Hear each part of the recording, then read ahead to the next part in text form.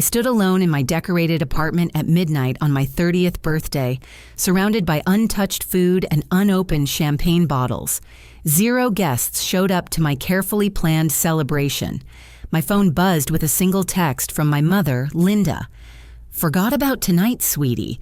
Dad's retirement bash is next weekend. Save the date." The betrayal cut deeper than expected. 7 days later, an email arrived demanding payment for her party expenses. $2,000 with a cold Venmo request attached. No explanation, no apology, just financial demands from the woman who raised me. 3 weeks of meticulous planning had gone into what I thought would be the perfect milestone celebration. I had hand-lettered invitations on cream cardstock, ordered Italian food from Tony's Bistro downtown, created a custom Spotify playlist mixing my favorite songs from each decade of my life, and rented folding tables from Party Plus to accommodate the 25 people I expected to attend. The morning of my birthday arrived with promise. I started with sunrise yoga on my balcony, feeling grateful and optimistic about entering a new decade. After my usual oat milk latte, I drove to Salon Verde where my stylist, Rachel, gave me bouncy waves that made me feel radiant. Back home, I spent an hour perfecting my makeup, choosing a burgundy lipstick that complemented the emerald green dress I had bought specifically for tonight. By 6 o'clock, my studio apartment was transformed. White string lights created a warm ambiance across the exposed brick walls. The food was arranged beautifully on my grandmother's china platters. Chicken, parmesan, garlic bread, Caesar salad, and tiramisu for dessert. 3 bottles of Prosecco chilled in my vintage ice bucket, waiting to toast this new chapter of my life.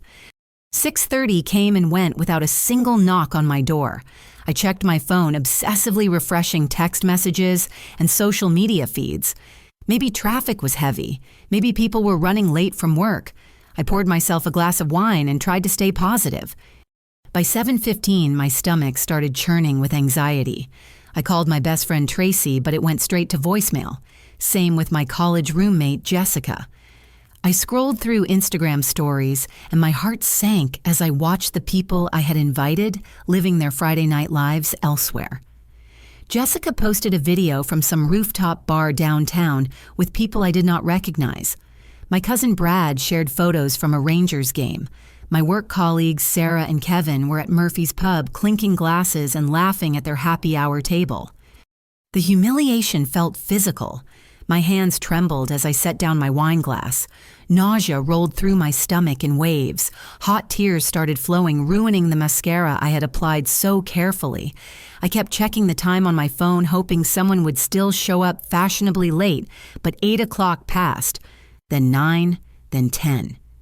At 11:30, I finally accepted the reality. I was completely alone on my birthday.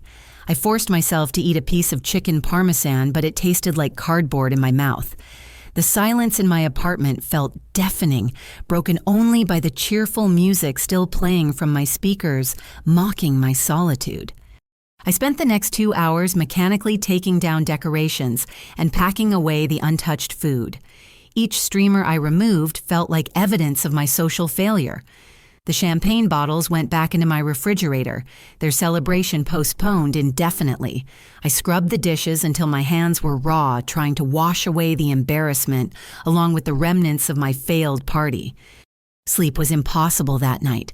I lay in bed replaying every relationship in my life, wondering what I had done wrong. Was I too needy, too boring? Had I offended people without realizing it?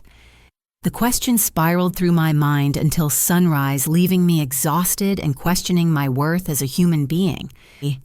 When I finally dragged myself out of bed the next morning, I opened Instagram to distract myself from the lingering humiliation. The first post that appeared made my stomach drop even further. My mother Linda had shared a carousel of photos from the previous evening showing a lavish family dinner at Romano's restaurant. The caption read, "Spontaneous family celebration with my favorites."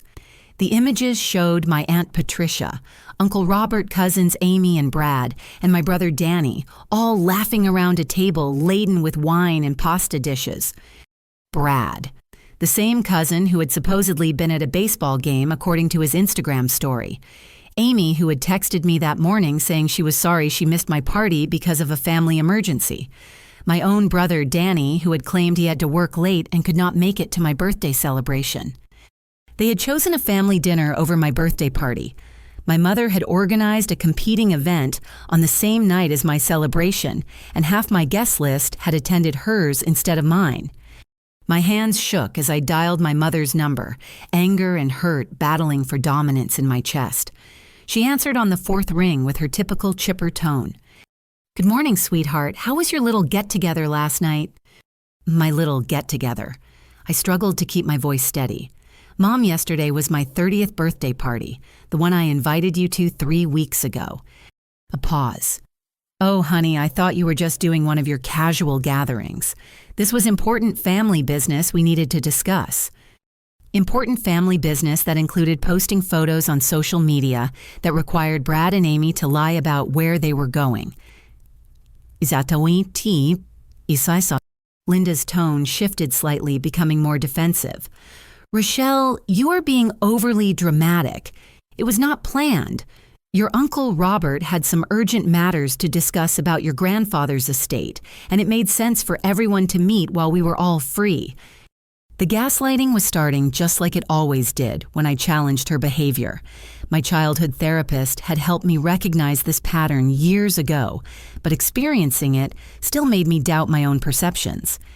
"You could have rescheduled for any other night. You knew how important this birthday was to me. I am 30, Mom. This was supposed to be special." "Well, maybe if you had planned something more substantial instead of just appetizers in your tiny apartment, people would have been more interested in attending." The criticism hit exactly where she intended it to. My apartment was small because I was saving money for a house down payment. My budget was tight because I was paying off student loans while supporting myself in an expensive city. But Linda always found ways to make my practical choices seem like personal failures. As we argued, memories flooded back of a lifetime of similar dismissals. When I turned 16, she scheduled my birthday dinner for the same weekend as my cousin Amy's piano recital, then insisted we leave my celebration early to attend Amy's performance. My high school graduation dinner was canceled entirely because my brother Danny had a basketball tournament that weekend. Even my college acceptance celebration was overshadowed when Linda spent the entire meal talking about my cousin's acceptance to medical school. I am tired of always coming second to whatever the family priority is that week. I said, surprising myself with my directness. "That is incredibly selfish, Rochelle. Family means sacrifice. It means putting others before yourself sometimes." It means that for me, apparently. When was the last time you sacrificed something for my happiness? The question hung in the air for a long moment. Linda's voice became cold and clipped. "I think you need to examine your attitude, young lady. This victim mentality is not attractive." After she hung up, I sat on my couch feeling emotionally drained, but strangely empowered. For the first time in my adult life, I had called out her behavior directly, instead of absorbing the guilt and making excuses for her. My phone rang 20 minutes later. Dad's name appeared on the screen, which surprised me because he rarely called without Linda initiating the conversation. "Hey, kiddo." Harold's voice sounded tired. "I heard you and your mother had words this morning." "Dad, did you know about my birthday party?" A long sigh. "I knew, sweetheart. I had every intention of being there." "But you went to dinner with Uncle Robert instead." "Linda told me you had canceled your party because not enough people had RSVP'd. She said you were embarrassed and decided to do something smaller later. When Robert called about meeting to discuss Grandpa's will, she suggested we all get dinner that night since your party was off." My heart stopped. "Dad, I never canceled my party." Another pause, longer this time. "What do you mean?"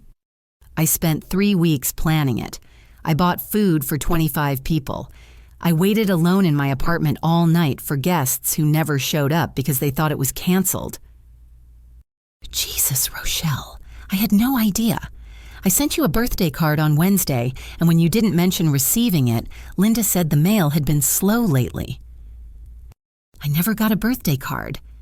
The silence stretched between us heavy with the implication of what we were both realizing. My mother had deliberately sabotaged my birthday party and manipulated my father into believing I had canceled it myself. Dad, I think Mom has been intercepting our communication for a long time. When Harold spoke again, his voice carried a weight I had never heard before. I think you might be right, kiddo, and I think we need to have a serious conversation about what has been going on in this family. 1 week after the birthday disaster, I was finally starting to feel stable again.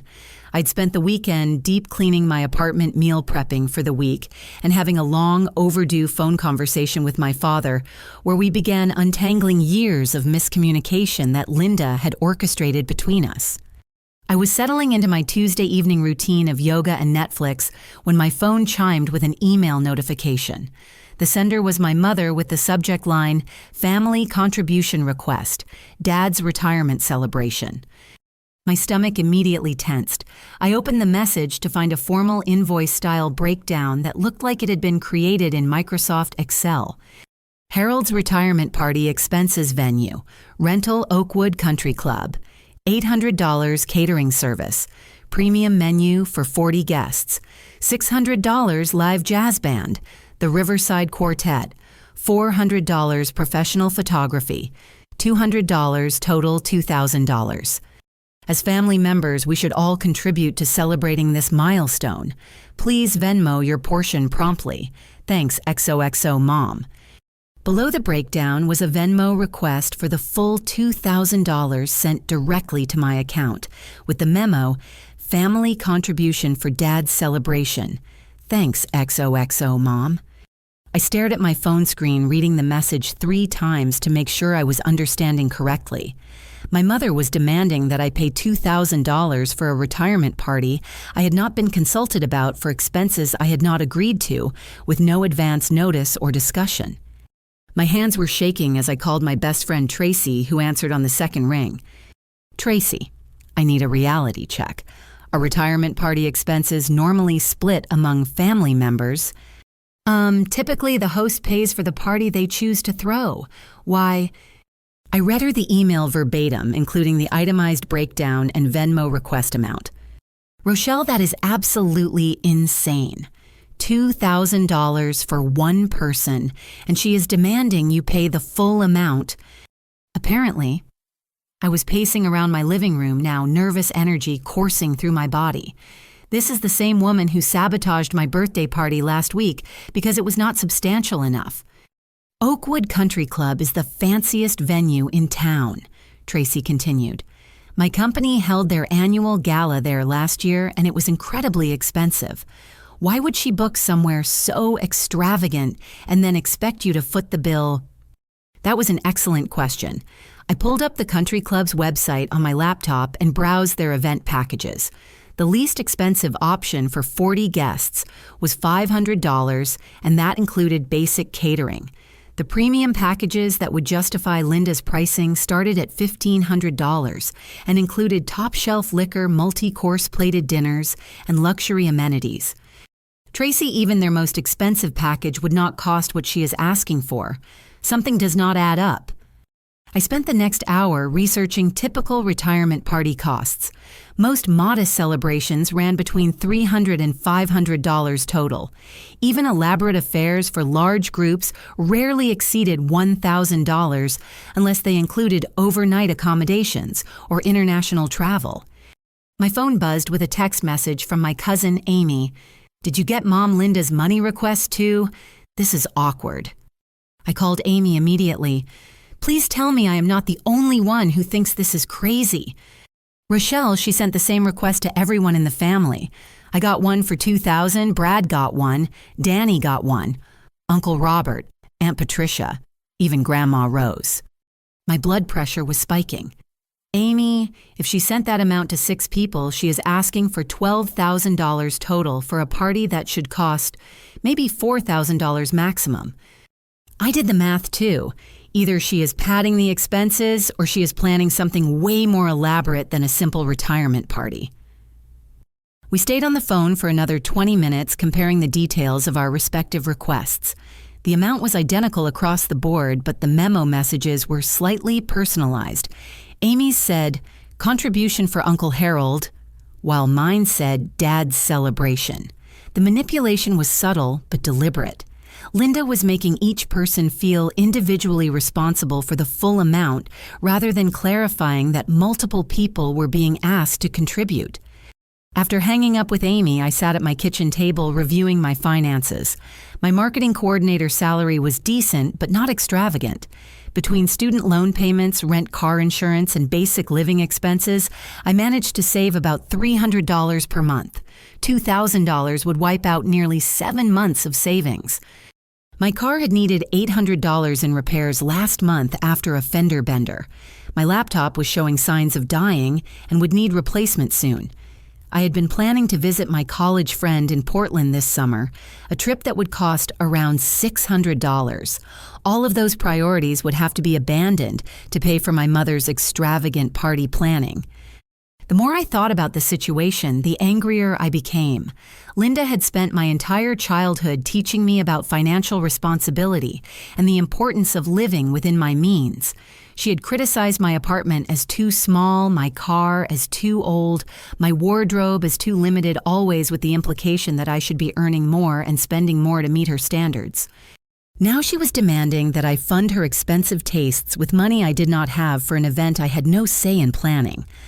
My phone rang again and Dad's name appeared on the screen. "Hi, Dad, did you know Mom is asking everyone to pay for your retirement party?" Harold's voice was strained. "I just found out about it 20 minutes ago when your brother called to ask if I knew how expensive this thing was going to be. Rochelle, I never asked for a party. I told your mother I wanted to keep things simple. She booked the country club Dad, with a live band and professional photography. I specifically said I did not want anything fancy. I was hoping for maybe a backyard barbecue with family. This is exactly what I was trying to avoid." We talked for another 10 minutes about Linda's history of escalating simple gatherings into expensive productions, then expecting other people to manage the financial consequences. She had done the same thing for my brother's college graduation party, my cousin's wedding shower, and multiple holiday celebrations over the years. As I prepared for bed that night, I found myself thinking about boundaries. My therapist, Dr. Martinez, had spent months helping me understand the difference between family loyalty and financial manipulation. This situation was clearly the latter. Linda was using my love for my father and my fear of family conflict to pressure me into paying for her social aspirations. The retirement party was not about celebrating Harold's career. It was about Linda's desire to look generous and successful in front of the extended family. I opened my Venmo app and stared at her request for a long time, crafting my response in my mind. I spent Wednesday morning at work, unable to concentrate on my marketing campaigns, my mind cycling through different responses to Linda's financial demand. Part of me wanted to write a lengthy explanation about why her request was unreasonable. Another part wanted to ignore it entirely and hope the problem would resolve itself. But during my lunch break, sitting in the small park across from my office building, I realized what I actually needed to do. This was not about the money. This was about establishing boundaries that I should have set years ago. I opened my Venmo app and sent Linda exactly $1 with the memo. "My contribution to Dad's happiness. Figure out the rest yourself." The response was immediate. My phone started ringing within 3 minutes, Linda's name flashing on the screen. I let it go to voicemail, then listened to her increasingly frantic messages throughout the afternoon. "Rochelle, I think there was a mistake with your Venmo payment. Please call me back." "Rochelle, this is not funny. Your father deserves better than this from his daughter." "Rochelle, I need you to call me immediately. We have family obligations that cannot be ignored." By evening, the family group text chat had exploded with screenshots of my payment and various relatives weighing in on the drama. My brother Danny sent a private message calling me selfish and immature. Aunt Patricia surprisingly texted her support, "Good for you, honey. Someone needed to call out this nonsense." The most meaningful response came from my cousin Amy, who sent her own $1 payment with the memo, "Team Rochelle." Within an hour, my cousin Brad had followed suit with $5 and the message, This is all I can afford right now. Linda called me 6 times that evening. When I finally answered on the 7th attempt, her voice was shaking with rage. Rochelle, what you did today was cruel and embarrassing. Your father saw that payment and it broke his heart. Dad told me yesterday that he never wanted an expensive party in the first place.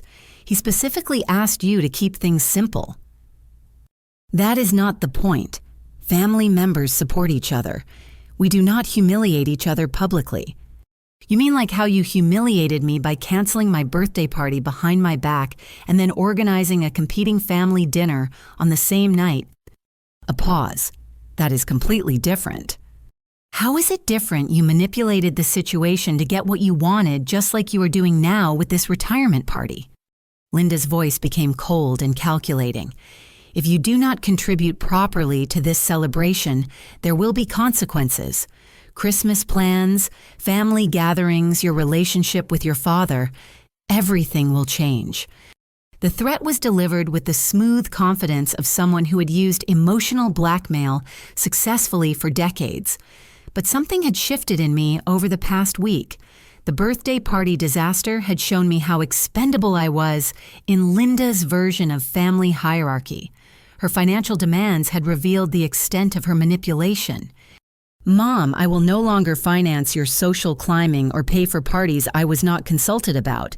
If that means I am excluded from family events, then I guess I know where I actually stand in your priorities. You are making a huge mistake, Rochelle. Family is all you have in this world. Real family does not threaten and manipulate each other for money. I hung up before she could respond, then immediately blocked her number and unfollowed her on all social media platforms. The silence that followed felt both terrifying and liberating. Over the next 2 days, various family members reached out with their opinions about the situation. My Uncle Robert called to lecture me about respecting my elders. My grandmother Rose sent a handwritten note encouraging me to make peace for the sake of family unity. My brother Danny left a voicemail saying I was destroying the family over petty drama. But there were also unexpected sources of support. Aunt Patricia called to share stories of Linda's financial manipulation tactics over the years, including an incident where Linda had borrowed $3,000 for emergency medical bills that turned out to be cosmetic dental work. My cousin Amy confided that Linda had pressured her into paying for expensive wedding shower decorations that Amy had not approved or wanted.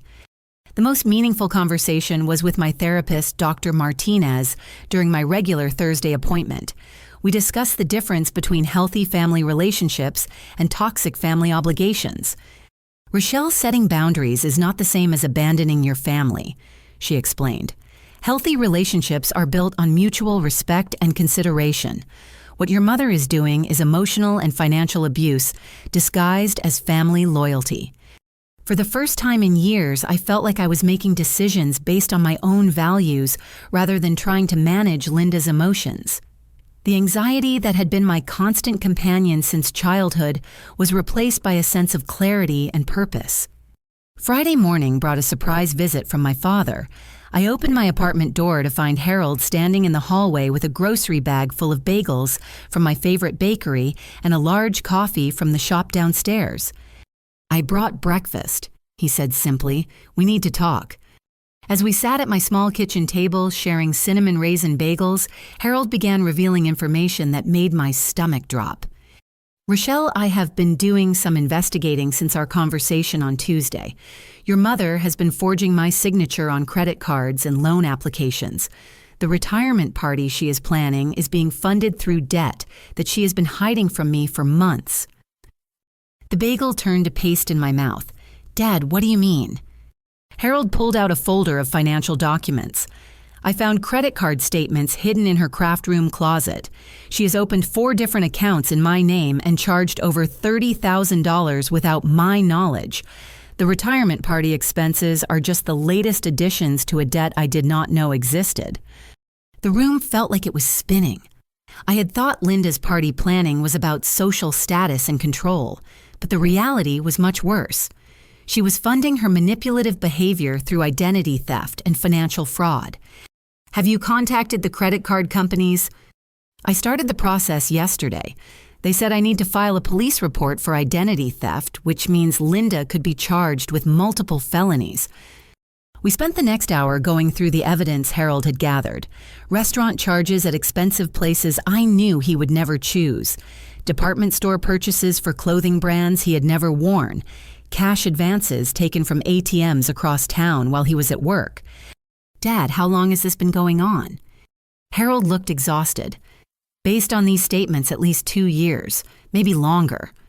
As I processed this information, pieces of a larger puzzle started falling into place. Linda's increasing demands for family financial contributions over the past few years. Her defensive reactions when questioned about party expenses or gift costs. Her insistence on expensive venues and elaborate celebrations that seemed disproportionate to the occasions being celebrated. She had not just been manipulating family dynamics for control. She had been systematically stealing from my father to fund a lifestyle they could not afford, then pressuring family members to cover the costs through guilt and emotional blackmail. My phone buzzed with a text message from an unknown number. "This is Detective Santos with the County Sheriff's Office. We need to speak with you regarding a complaint filed against you. Please call to arrange an interview." Harold and I stared at the message, the implications sinking in slowly. "She filed a police report against me," I whispered.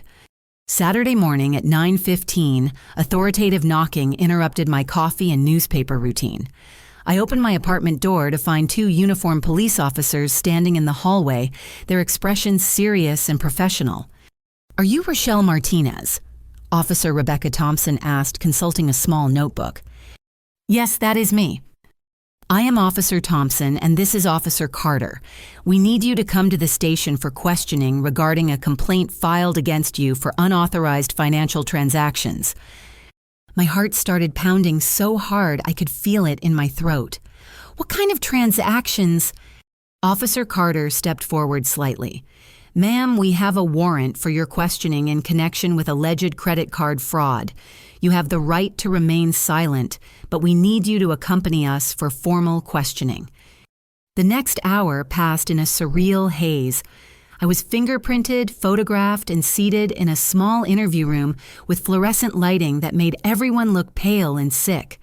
Detective Maria Santos, a woman in her 40s with kind eyes and graying hair, sat across from me with a thick file folder. "Ms. Martinez, your mother, Linda, filed a report claiming that you obtained her credit card information without permission and made unauthorized charges totaling approximately $4,000. I felt like the air had been sucked out of the room.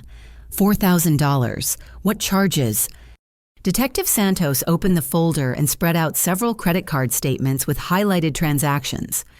These charges from Tony's Bistro Party Plus rental company, Salon Verde, and several other businesses on the date of your birthday party. The amounts match exactly with charges on your mother's Discover card account. I stared at the statements, my mind racing. "Detective, I paid for my birthday party with my own debit card. I have bank statements that show the withdrawals from my checking account. Do you have access to those records?" "They are on my phone. I can pull them up right now." As I scrolled through my mobile banking app showing Detective Santos each transaction from my own account, I started to understand the scope of Linda's manipulation. She had somehow obtained information about my birthday party expenses, then created fraudulent charges on her own credit card to match those amounts, making it appear that I had stolen her information to fund my celebration. "Detective, my mother has been sabotaging my relationship with my family for years. She canceled my birthday party without telling me, organized a competing family event on the same night, and then demanded that I pay $2,000 for my father's retirement party expenses." Detective Santos leaned back in her chair, studying my face carefully. "That is quite an accusation. Do you have any evidence to support these claims?" I showed her the Venmo request Linda had sent, the family group text screenshots, and the email breakdown of the retirement party expenses. As Detective Santos reviewed the information, her expression shifted from skepticism to concern. "Ms. Martinez, these retirement party expenses seem excessive. Have other family members been asked to contribute similar amounts?" Yes, ma'am. My cousin Amy received an identical request for $2,000. My understanding is that 6 family members got the same demand, which would total $12,000 for a party that should cost around $4,000. Detective Santos made several notes in her file. I am going to need to contact these family members to verify your account of events. In the meantime, we need to examine your banking records more thoroughly. 3 hours later, after providing detailed statements and access to my financial accounts, I was released pending further investigation. The detective walked me to the station lobby where Harold was waiting with a worried expression and a thermos of coffee. "Dad, how did you know I was here?" "Linda called me this morning screaming about how you were finally going to face consequences for your criminal behavior. I came as soon as I could." We sat in Harold's truck in the parking lot while I recounted the interrogation process. When I described the fraudulent credit card charges that matched my birthday party expenses, Harold's face went pale. "Rochelle, I think I know how she got that information. Last summer, when you went to Portland for a long weekend, Linda offered to water your plants and check your mail." The memory came flooding back. I had given Linda my apartment key and asked her to grab any packages while I was away. She had access to my space for 3 full days, plenty of time to photograph banking information receipts or any financial documents I had left visible. "Dad, she had access to my laptop, my paperwork, everything. She could have taken photos of my bank statements or online account information." Harold rubbed his forehead, looking older than his 58 years. "This is so much worse than I thought. The credit card fraud I found is just the beginning, is not it." My phone rang and Detective Santos's number appeared on the screen. "Ms. Martinez, we have been reviewing the evidence you provided, and we need your father to come in for questioning as well. There are some discrepancies in the complaint that we need to investigate further." When we returned to the station, Detective Santos had spread Harold's hidden credit card statements across the interview table alongside my banking records.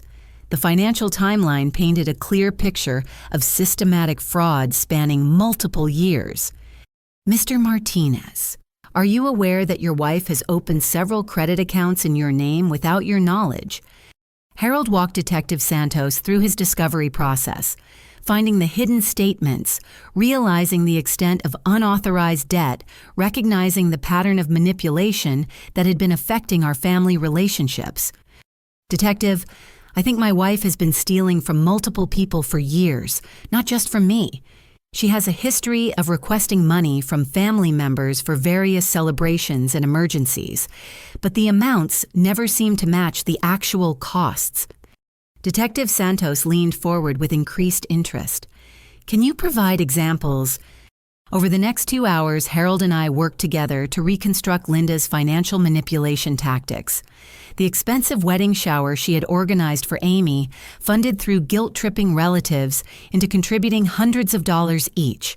The emergency medical bills she had borrowed money for, which turned out to be elective procedures.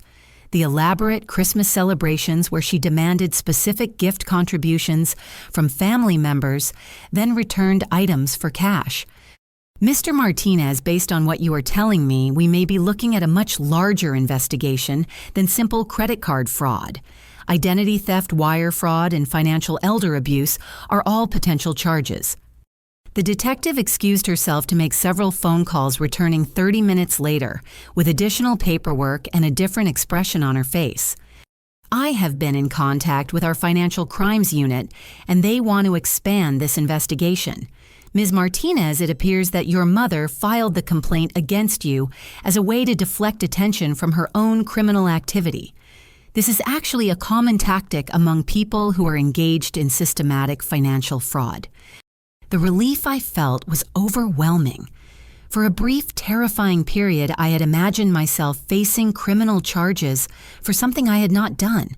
The realization that Linda had tried to frame me for her own crimes was sickening, but at least the truth was emerging. Detective Santos continued, "We are going to need both of you to provide detailed statements about the pattern of financial manipulation you have experienced. This may take several more hours, and we may need follow-up interviews over the next few weeks." As we prepared to give our formal statements, Harold reached over and squeezed my hand. "Rochelle, I am so sorry I did not see what was happening sooner. I should have protected you from this." Dad, she manipulated both of us. The important thing is that we are finally addressing it. Detective Santos returned with a cup of coffee and a legal pad covered in notes. "Before we begin your statements, I need to inform you that we have contacted the FBI's Financial Crimes Division. Based on the evidence you have provided, we believe your mother may be involved in activities that cross state lines, which would make this a federal investigation." The scope of Linda's deception was expanding beyond anything I had imagined. What had started as a birthday party disaster and an unreasonable Venmo request was revealing a criminal enterprise that had been operating under our noses for years. Detective, what happens next? Next, we gather evidence.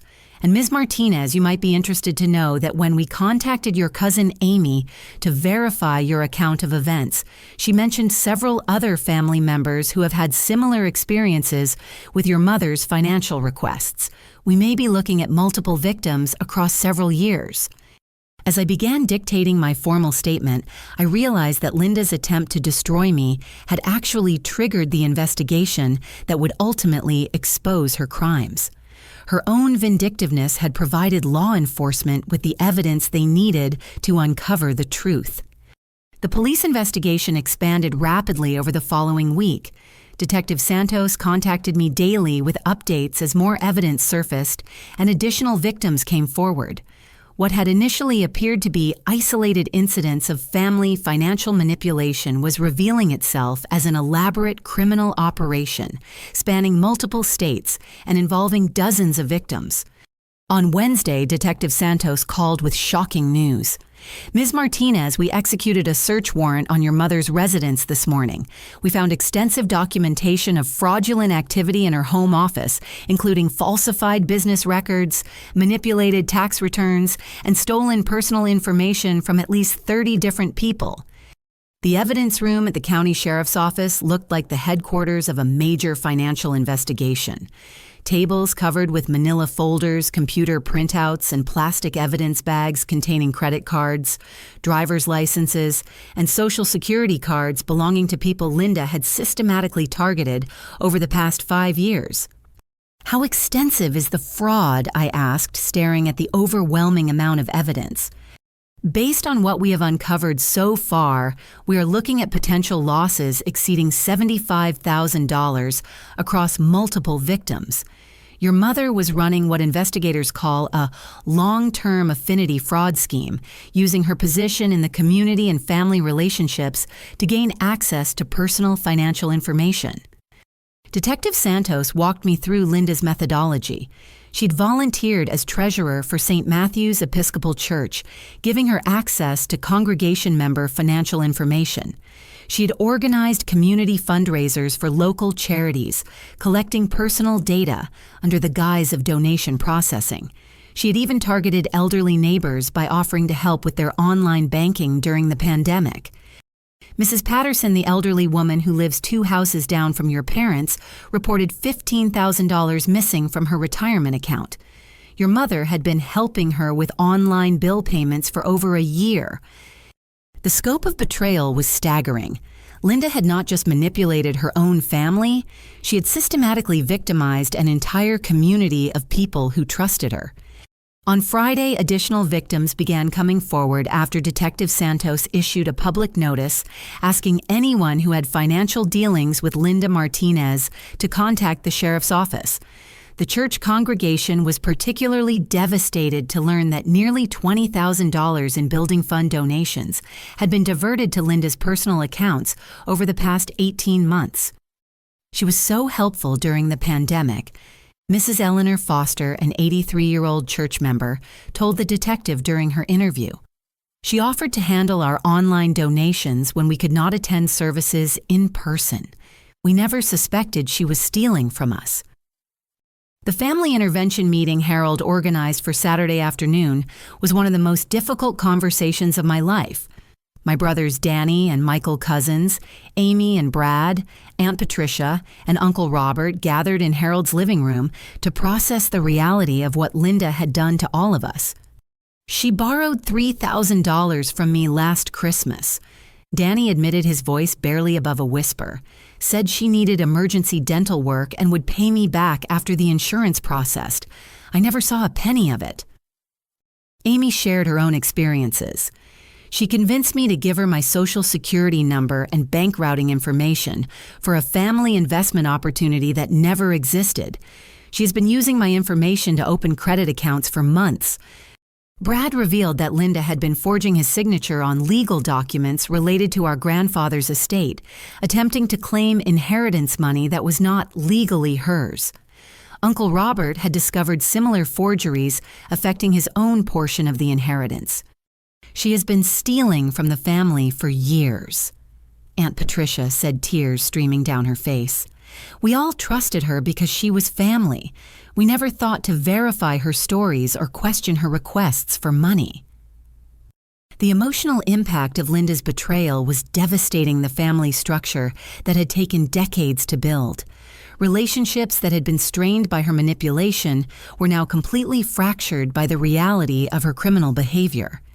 Meanwhile, Linda herself was attempting desperate damage control. She checked herself into a hospital claiming chest pains and anxiety attacks, hoping to generate sympathy and delay legal consequences. When that failed to stop the investigation, she hired an expensive criminal defense attorney with money she had stolen from the church building fund. The media attention was intense and uncomfortable.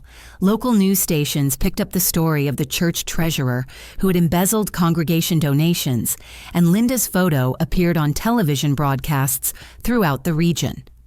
"Trusted community member accused of fraud" ran as a headline in the county newspaper, along with a detailed account of the investigation's findings. My name was eventually cleared completely, and Detective Santos issued a public statement confirming that the original complaint against me had been determined to be false and retaliatory. The relief was enormous, but the damage to family relationships was going to take years to repair. The investigation revealed connections to criminal activity beyond our local community. Linda had been corresponding with identity theft rings operating in 3 different states, selling personal information she had gathered from family members and community members to criminal organizations that specialized in financial fraud. The FBI is now handling the interstate aspects of the case, Detective Santos explained during our final interview. Your mother's activities were part of a larger network of financial criminals operating across the Southeast. This is much bigger than simple family manipulation. On the following Tuesday, federal agents arrested Linda at the hospital where she had been hiding under the pretense of medical treatment. The charges included wire fraud, identity theft, money laundering, and conspiracy to commit financial crimes across state lines. The preliminary hearing was scheduled for the following month, with the possibility of Linda facing up to 20 years in federal prison if convicted on all charges. The restitution requirements alone would exceed $100,000 money that Linda no longer had access to since her criminal proceeds had been seized by law enforcement. As I sat in my apartment that evening reviewing the victim impact statement Detective Santos had asked me to prepare for the court proceedings, I realized that Linda's vindictive attempt to destroy my reputation had actually saved our entire community from years of continued victimization. Her own malicious behavior had triggered the investigation that exposed her crimes and protected future victims from her manipulation. The $1 Venmo payment that had seemed like such a small act of defiance had ultimately led to justice for dozens of people she had harmed. The irony was not lost on me that Linda's inability to accept my boundaries had become the catalyst for her own downfall. 6 months later, I sat in the federal courthouse watching Linda accept a plea agreement that would send her to prison for 8 years and require her to pay full restitution to all her victims. The courtroom was packed with people whose lives she had damaged. Elderly church members who had trusted her with their savings, family members who had believed her lies, community volunteers who had worked alongside her, never suspecting her criminal activities. When Judge Patricia Williams asked if any victims wanted to make impact statements, I walked to the podium with a speech I had been crafting for weeks. My voice was steady as I addressed the woman who had given birth to me and then spent 30 years manipulating and exploiting everyone who loved her. Your Honor, Linda Martinez taught me from childhood that family meant sacrifice, loyalty, and putting others before yourself. What she failed to mention was that these rules only applied to everyone else. For her family meant a resource to be exploited. Loyalty meant unquestioning compliance with her demands, and love meant accepting financial and emotional abuse without complaint. I continued describing the lifelong pattern of manipulation that had affected not just me, but everyone in Linda's orbit. She did not just steal money. She stole trust, peace of mind, and the ability to believe that the people closest to us have our best interests at heart. She weaponized family loyalty to commit crimes against the very people who should have been able to count on her protection. The 8-year sentence felt appropriate given the scope of Linda's crimes, but the emotional healing would take much longer than the legal resolution. Harold moved in with me temporarily while we worked together to rebuild our relationship and process the trauma of discovering that someone we had loved was capable of such systematic deception. The restitution payments would return approximately $4,000 to my account money that Linda had essentially stolen through her manipulation of family financial contributions over the years. Mrs. Patterson received her full $15,000 back from seized assets. The church building fund was completely restored from Linda's hidden accounts. My career flourished in unexpected ways during this period. The resilience and leadership I had demonstrated during the family crisis impressed my supervisors at work, leading to a promotion to senior marketing manager with a substantial salary increase. The skills I had developed in setting boundaries and recognizing manipulation tactics served me well in professional negotiations and client relationships. The social connections I had lost during Linda's sabotage of my birthday party were replaced by deeper, more authentic friendships with people who valued honesty and mutual respect. I joined a community volunteer group that provided support services for victims of financial elder abuse, channeling my experience into helping others navigate similar situations. Tracy organized a surprise celebration for my 31st birthday, but this time it was an intimate gathering of people who genuinely cared about my happiness. Harold was there, finally free to express his love for his daughter without Linda's interference. Marcus brought homemade cake and stories that made everyone laugh until our stomachs hurt. Dr. Martinez attended as a friend rather than a therapist, celebrating the tremendous personal growth I had achieved over the past year. During the party, Harold stood up to make a toast that brought tears to everyone's eyes. Last year, my daughter threw herself a birthday party that nobody attended because of manipulation and lies. Tonight, she is surrounded by people who love her for exactly who she is. The difference is not just about the people in this room. It is about Rochelle finding the courage to demand better for herself and all of us. The work of rebuilding family relationships was ongoing but rewarding. My brother Danny, who had initially criticized my confrontation with Linda, eventually acknowledged that my refusal to enable her behavior had protected the entire family from continued victimization. If you had just paid that $2,000 like she wanted, she would still be stealing from all of us, he admitted during a reconciliation conversation. Amy and I collaborated on establishing a memorial fund for financial abuse survivors in partnership with the local women's shelter. Using some of the restitution money we had received, we created resources to help other families recognize the warning signs of affinity fraud and emotional manipulation within family systems. The therapeutic work with Dr. Martinez evolved from crisis management to personal growth and empowerment. We explored the difference between healthy family relationships and toxic family obligations, developing tools for maintaining connections with people I loved while protecting myself from those who would exploit that love. Rochelle, you have transformed a situation where you were being victimized into an opportunity to protect and empower others. Dr. Martinez observed during one of our sessions. That kind of resilience is not common, and it is going to serve you well throughout your life. 1 year after the birthday party that nobody attended, I received a handwritten letter from Mrs. Patterson. The elderly neighbor, Linda, had defrauded. Dear Rochelle, thank you for having the courage to stand up to someone who seemed so trustworthy. Your bravery saved my retirement and probably prevented her from hurting many more people. I hope you know what a gift you gave to our entire community. The letter reminded me that setting boundaries is not just about protecting ourselves. It is about protecting everyone around us from people who would exploit kindness and trust for personal gain. As I reflected on the journey from that devastating 30th birthday to this point of stability and purpose, I realized that Linda's attempt to destroy me had actually revealed my own strength.